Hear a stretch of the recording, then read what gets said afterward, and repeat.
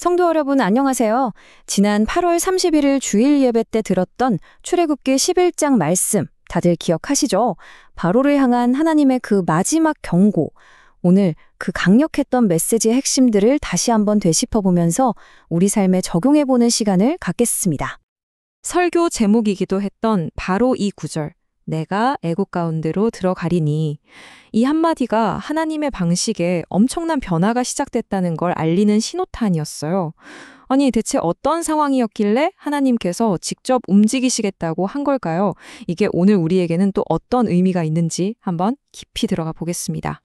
철구의 흐름을 따라서 우리가 기억해야 할 4가지 핵심 포인트를 짚어볼게요. 첫째는 마지막 경고, 둘째는 모든 것을 뒤집으시는 3가지 역전, 셋째는 하나님의 직접 심판, 그리고 마지막으로 이 모든 것을 통해 우리가 품어야 할 거룩한 분노에 대해서 나눠보겠습니다. 자, 먼저 그 당시 상황 속으로 한번 들어가 볼까요? 9번의 재앙이 애굽을 완전히 쑥대밭으로 만들었어요. 그런데도 바로는 꿈쩍도 안 하죠. 바로 이 지점에서 그는 하나님으로부터 정말 마지막 경고를 받게 됩니다. 여기서 바로의 속셈이 정말 교묘한데요. 그냥 가축이 탐나서가 아니었어요. 이스라엘 백성들이 제사를 드리려면 양이나 소 같은 제물이 꼭 필요하잖아요.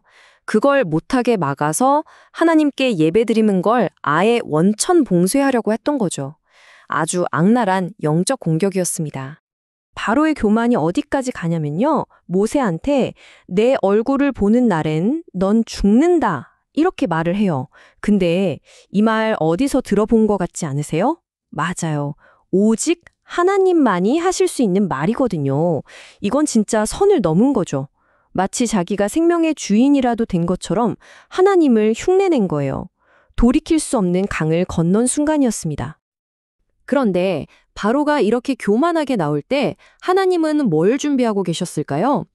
바로 모든 상황을 완전히 뒤집어버리는 엄청난 역전 드라마를 계획하고 계셨습니다. 말씀에서 특히 강조됐던 3가지 역전이 있었죠.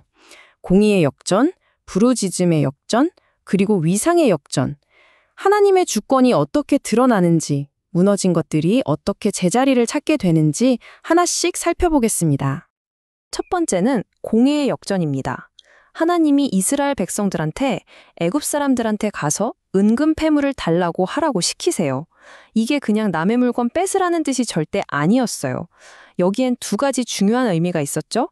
첫째는 수백 년간 착취당한 노동에 대한 정당한 보상이었고, 둘째는 거짓 신들과의 영적 전쟁에서 승리한 전리품이었던 거예요. 그리고 결국 이 물질은 하나님의 성막을 짓는데 거룩하게 쓰이게 됩니다. 두 번째는 부르짖음의 역전이에요. 여기서 정말 소름 돋는 포인트가 있었죠. 이스라엘 백성들이 노예 생활하면서 너무 고통스러워서 하나님께 외쳤던 그 부르짖음 있잖아요. 성경을 보면 이제 곧 애굽 땅에 울려 퍼질 통곡 소리에도 똑같은 단어가 쓰여요. 하나님은 자기 백성의 눈물과 기도를 절대 잊지 않으신다는 거죠. 마지막 3번째, 위상의 역전입니다. 결국 어떻게 됐죠? 스스로를 신이라고 착각했던 바로는 바닥으로 떨어지고, 그냥 묵묵히 매일 순종했던 모세는 오히려 애굽 사람들 눈에 매우 위대한 사람으로 보이게 돼요. 이게 뭘 말해줄까요? 진짜 권위는 나를 높이는 데서 오는 게 아니라 하나님께 신실하게 순종할 때 주어진다는 겁니다. 자, 이제 이야기는 가장 엄숙한 지점으로 향합니다. 9번이나 기회를 주시면서 보여주셨던 하나님의 그 오래 참으심이 드디어 끝이 난 거죠. 자비의 문이 닫히는 순간입니다. 우리가 설교 시간에 들었던 것처럼 첫 9개 재앙은 뭐랄까 경고등 같은 거였어요. 점점 더 강도를 높이면서 돌아와라, 아직 기회가 있다는 신호를 계속 주신 거죠. 그런데 10번째 재앙은 성격이 완전히 다릅니다. 직접적이고 최종적이고 이제는 돌이킬 수가 없어요. 이 말씀이 왜 이렇게 무섭게 들리냐면요. 이전까지는 하나님이 어떤 도구를 사용하셨거든요. 모세를 쓰시거나 바람이나 개구리 같은 자연을 통해서요. 그런데 이번엔 하나님이 직접 말씀하세요. 내가 가겠다. 더 이상 중간에 아무것도 없다는 뜻이에요. 하나님의 이 직접적인 심판은 누구도 피할 수 없었어요. 왕좌에 앉은 바로의 첫째 아들부터 저기 맷돌 가는 가장 비천한 여종의 첫째 아들까지, 심지어 가축의 첫 새끼까지도요. 예외가 없었습니다. 이건 정말 우리 모두가 언젠가 마주하게 될 그 마지막 심판이 어떤 건지 아주 두렵게 보여주는 예고편 같았어요. 자, 이제 이 모든 이야기를 우리 삶으로 한번 가져와 볼까요?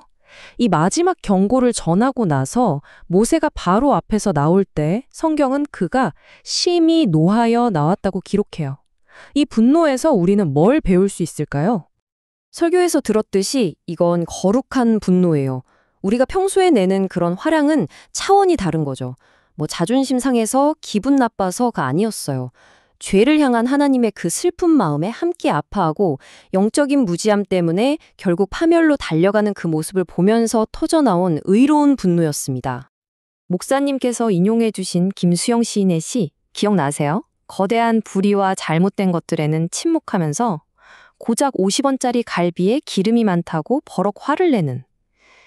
어쩌면 이게 바로 우리의 모습일 수 있다는 거죠. 그래서 오늘 우리는 스스로에게 이 질문을 던져봐야 합니다. 나는 무엇 때문에 화가 나는가?